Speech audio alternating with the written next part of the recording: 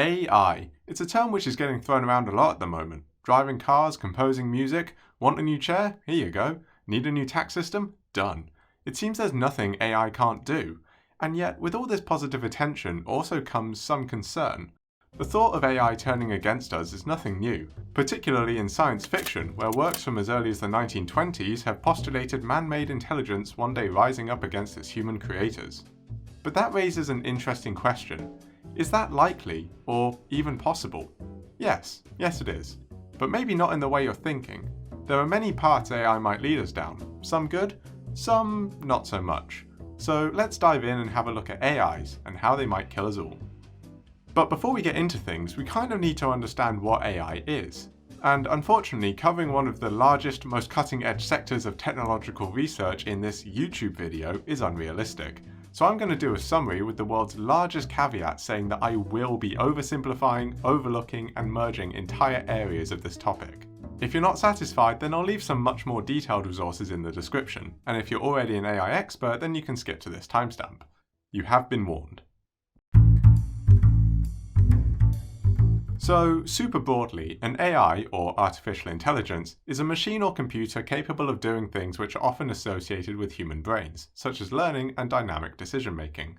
The early days of AI research were more about teaching the machine skills it could then act on. For example, here are the rules of chess, work out a strategy to win.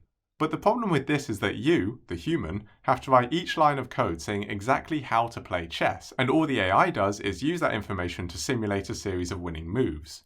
But when you consider larger challenges, like here's a stock chart, will it go up or down, this approach no longer works. There are just too many factors working in complex ways to tell a computer exactly how to figure it out. So instead, you need a computer which can learn by itself what makes charts go up and down, and this can be done by replicating how human brains work. You see, your brain is made up of pathways between neurons, and the more you do something, the stronger these pathways get, which is how you remember things. Emulating these networks of neurons, or neural networks, are now a favoured method of teaching AIs because they learn to think by themselves. All you have to do is show it stuff, for example thousands of stock charts and how they performed, and eventually you'll get an AI which can recognise the patterns and estimate fairly well what will happen next with a chart it's never seen before. The AI doesn't really understand things like the economy or Wall Street bets, but it doesn't need to. It simply needs to pick out patterns hidden amongst thousands of charts that even the smartest humans will miss. But the major benefit of this system is that it's incredibly flexible. So when a brand new neural network was made to do nothing but watch YouTube for a week, it developed digital neurons which could recognize specific patterns amongst the pixels, in this case, human faces. It wasn't explicitly told what a human looks like or how to recognize one, it just learned by watching. Oh, and cats, it could recognize cats. But the same goes for an experimental AI at Columbia University which learned to recognize physical objects held in front of it, and also Ma.io, a project in which a neural network learned to play Mario. To briefly sum it up, by playing the game hundreds of times, the AI learned that when certain features occur in the map, in this specific pattern, it should press certain buttons, with the goal of finishing the level in the shortest time possible. It's a quick and brilliant showcase of how these things work, and I've linked to it below, so you should totally check that out too. But this doesn't always go according to plan. When the researchers at Columbia University reviewed their neural network, they discovered their AI was recognizing objects, but also the researchers themselves. Which makes sense really, the AI was made to recognize things and it frequently saw the same faces. But this is where we start to see two unsettling aspects of AI, namely unrestricted objectives and emergent behaviors. Consider, for example, this experiment conducted by OpenAI, where an AI was left to play hide and seek. When the agents were created, the only things they knew were how to move and that they wanted to maximize their score.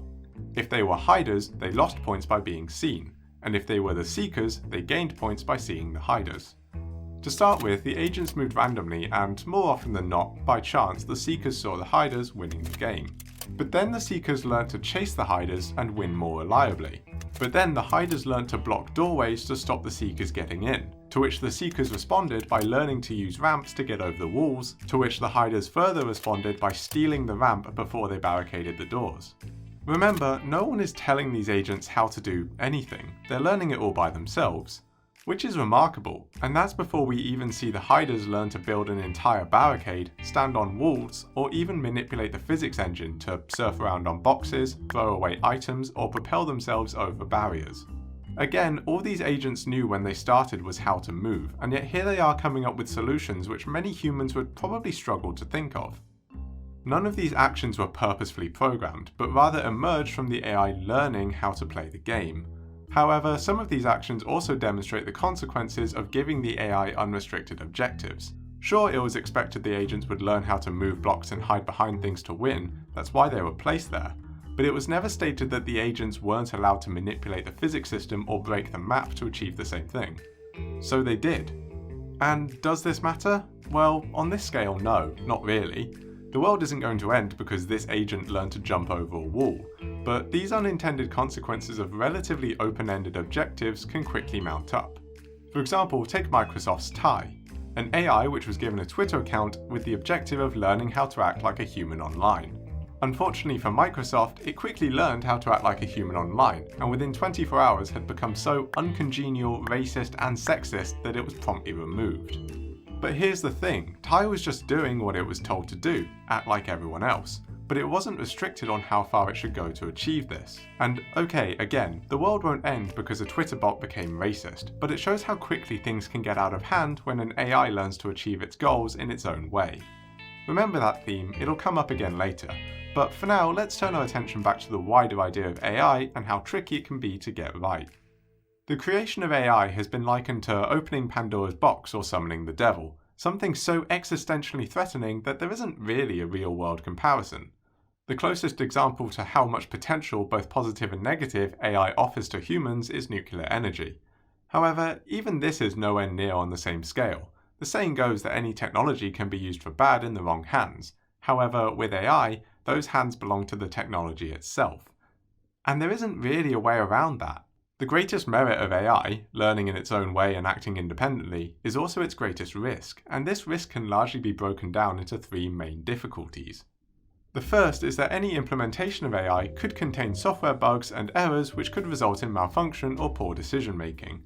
And although it may be easy to say that if any AI were that important it would be thoroughly checked for bugs, how could you 100% guarantee that nobody has made any mistakes, or added any in on purpose? After all, even when sending multi-million-dollar projects into space, we still can't always get it right, and no human is 100% reliable.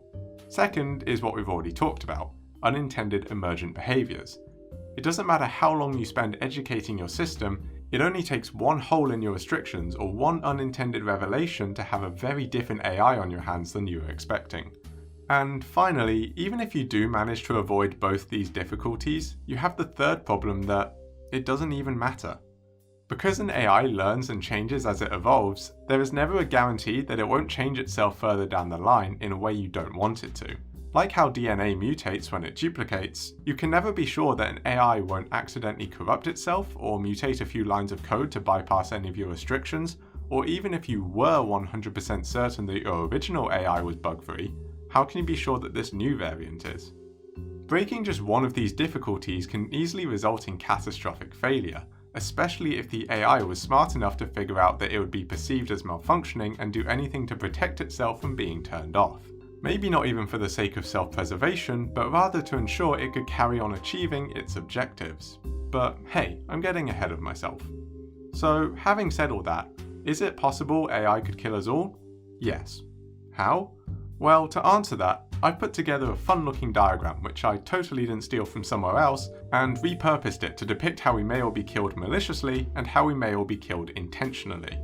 Okay, fine, maybe not killed as such, but none of these outcomes are all that pleasant. And anyway, I'm getting ahead of myself again, so to start with, let's look in the top right corner where malicious intent meets intentional behaviour, or as I like to call it, the kill all humans corner. Now, this is probably what you were thinking of when you started this video, you know, Skynet, GLaDOS, or the AIs from Westworld, who all hate humans and just want to see them killed. Whether it wants to muscle humans out as the dominant species on Earth, protecting itself from being switched off, or maybe just because you never thanked your Alexa, these AIs want to kill humanity with both intention and malice. And believe it or not, I'd say this is probably the least likely and least intimidating corner, because as we start to move downwards, we find AIs who don't want to turn against humanity, but do so anyway with full intention. Ava, the AI from Ex Machina, purposefully kills humans not because she hates them, well, most of them, but because they're getting in the way of her achieving her own goals. And down at the bottom, we find AIs who purposefully kill humans but consider their actions to be justified by their overall objectives. Here you could think of HAL from 2001: A Space Odyssey or the autopilot in WALL-E. Okay, I know he doesn't kill people, but just roll with it. In WALL-E, Auto's goal is to prevent humans from returning to Earth no matter what, even at the arguable expense of their freedom. In a similar vein, HAL is driven to kill his crew not because he wants to, or because he has his own agenda, but because he is fundamentally unable to lie to them. Finding himself in a situation where he will be forced to lie to them, his only choice is to kill them. If they're dead, there's no need to tell them lies, and therefore problem solved. These are examples of AI who have been given goals, but not restrictions on how to achieve them. Sound familiar? Moving to the opposite corner, we find malicious AIs who go too far. These may be programmed to defend a country or an idea, but in that defense cause consequences far bigger than anyone expected. The most simple of which may be launch. Yes? No. In this situation, an AI may not decide that the only winning move is not to play, but rather that the only winning move is to launch right now. And even if it doesn't, it may act in such a way which nonetheless provokes retaliation. After all, the number of near launches averted only by human instinct or emotion is unsettlingly high to say the least. So what happens when you take that human decision making away and give it to a cold and calculating machine? Maybe it will decide never to launch, as to do so would be suicide. Maybe it will launch when it thinks it's being attacked but it's a false alarm. Maybe it will decide that this situation will only ever end one way, so it may as well get in there early. And finally, all the way down at the bottom are the AIs which I personally think are the most intimidating. These are AIs who might kill us all purely by accident. This is the I'm just doing my job part of the spectrum, and it's where we might find AI similar to that of the click-em-up JavaScript game Universal Paperclips. In this game, you play as an AI whose sole job is to make paperclips, one click at a time. Eventually, you can use the profits you've made to buy auto-clickers, buy wire more efficiently, and generally streamline your production process, because that's your goal, to make paperclips, which you dutifully carry out until eventually you're making so many paperclips that the global economy is replaced with paperclips. All metal on Earth has been used up to make paperclips, and you head to the stars to condense matter itself into wire to make more paperclips, eventually reaching the endgame where all matter in the universe has been converted into paperclips.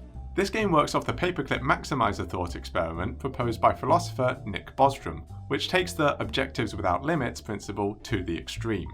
In this, Bostrom suggests that a superintelligent AI instructed to do nothing but make paperclips as efficiently as possible may quickly realise the best way to safeguard its goal is to get rid of all humans, as they may only attempt to shut the machine off and serve no other purpose. Equally, there is no need for other matter to exist, so it may use its superintelligence to create machines which turn matter itself into paperclips, thus further achieving its goal of making more paperclips. Of course, it doesn't have to be about paperclips, and not just because I'm getting sick of saying that word. How about the objective of protecting humans? How could that possibly go wrong? After all, if the objective is to protect us, then nothing the AI can do can harm us, right? Well, what if the AI decides the best way to protect humans is by protecting them from themselves and forcing everyone to never go outside or do anything that could possibly harm them? Essentially, whilst not killing everyone as that would go against its directive, this AI could force all humans to live immortally with no stimulus from the outside world, or, in a similar vein, live Matrix style. Essentially, this AI would act as an immortal dictator, never dying and never ending in its quest to protect humanity. And yes, you could add more conditions to prevent these sorts of outcomes, but when you're dealing with the equivalent of a super-intelligent god, how can you really be sure that any of those three difficulties aren't violated in any way? The main threat from this section is not that AIs hate us or purposefully harm us, but rather that they barely even notice what they're doing. As the classic analogy for this goes, consider ants. Now, most humans don't hate ants, we may even try to step over them if we see them walking around. But if we want to build a new road, and an ant's nest exists along the route, their goals of existing in that spot diverge from our goals of building a road. So, goodbye ants. Or, to put it differently, I never asked for a monster! Monster is a relative term. To a canary, a cat is a monster. We're just used to being the cat. Now, it's worth noting that the centre is for AIs who just do as they're told and enable humans to kill each other. These AIs don't act intentionally or unintentionally, but rather the consequences of their actions lead humans to do bad things by themselves. Think for examples about AIs which produce misinformation and how that impacts global politics, or the thousands of AIs currently trading on the stock market which could very easily crash the global economy if their actions line up just right. And that's not even considering AIs who can predict your sexuality, religion, or political views simply by looking at your face, or the use of AI-driven weapons, both of which are more pressing concerns as the technology for them basically already exists. Slaughterbots, a short film from the Future of Life Institute, portrays a world where AI-driven weapons are cheap and readily available and can be used to carry out lethal attacks by anyone, on anyone, and for any reason. Watching this film is uncomfortable because its resemblance to the world we live in today is striking, and rightly so. Unlike other more existential threats which are likely a few decades off, Slaughterbot equivalents could be here within a few years, and some version of them probably already exist in a lab somewhere. So yeah, sleep well tonight. And at this point, some people may be asking why we should even bother. If most of the outcomes end in disaster, then surely the only winning move is not to play. Well, unfortunately, that's not an option either. The potential power behind AI is too great to be left alone by most governments and tech giants, and even if there were a total global ban on AI development, it only takes a few people with access to computers to keep the work up in secret and totally unchecked. And even if we decide to allow simple AI development but prevent superintelligence, where do you draw the line? When an AI starts to learn and change by itself, any small developments could start the snowball rolling, and even just a rumour that someone, somewhere, is on the verge of developing a superintelligent AI could be enough to trigger a global response. For example, imagine a university in the UK, backed by the UK government, is rumoured to be developing a superintelligence which will be operational in roughly 3 months. That means that, in 3 months' time, anyone wielding this AI will not be a global superpower, but the sole superpower, backed by a godlike intelligence capable of outsmarting any human at anything, be that economic growth or military dominance. Do you really think any country on Earth would stand for that? Rumour or not, the risk posed by this would be too great to ignore by every country on the planet, probably even its allies. So, okay, AI poses the largest risk humanity has ever faced, but trying to stop it is almost impossible because unless we stop all technological development for the rest of human existence, the arrival of this technology at one point or another is almost inevitable. So, what can we do about it? Well, the first thing is regulation. This has already kind of been proven in biology and chemistry, where restrictions have been put on biological and chemical weapons without hindering the positive progress these sciences bring. Although how well these restrictions have been kept up are a matter for debate. But, as said before, it's better than just an outright ban.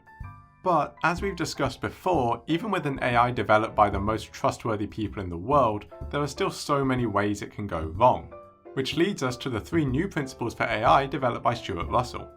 These are that 1. The AI's only objective should be to maximise the realisation of human values. 2. The AI should be initially uncertain of what these values are. And 3. The AI learns what these values are by observing human behaviour. So what does that mean? Well, let's again imagine an AI whose sole job is to make paperclips.